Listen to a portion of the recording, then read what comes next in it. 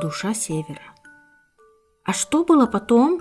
– спросила внучка и снова заглянула в туесок. Розовый камушек переливался всеми цветами радуги.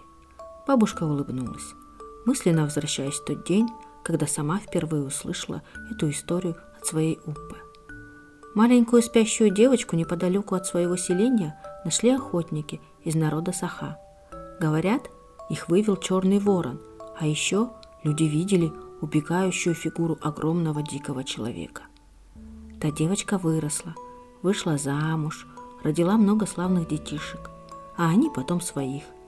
Деревце разрослось веточками, да в каждой частичка кандыкан сохранилась.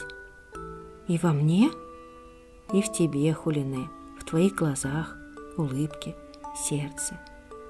«А этот камушек, неужели тот самый?» – спросила внучка, затаив дыхание.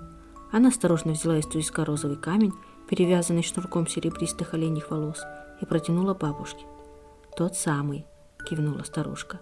«Его мне подарила Уппе много лет назад, а теперь пусть тебе приносит удачу». Бабушка повязала шнурок на шею девочки и снова улыбнулась. Девочка сжала камень в ладошке. «А научить вышивать танцующих человечков он мне может помочь?»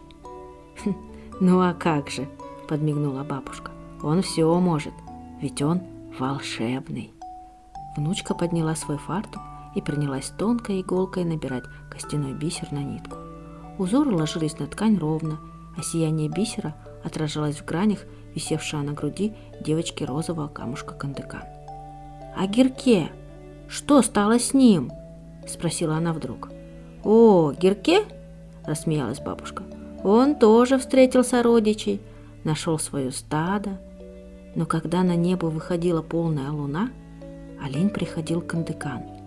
Они мчались вперед по бескрайним просторам тундры, на перегонки с ветром, на одну ночь возвращаясь туда, где душа севера поет песни кочевых народов, и духи рода, взявшись под локти, танцуют древний танец Хеджа.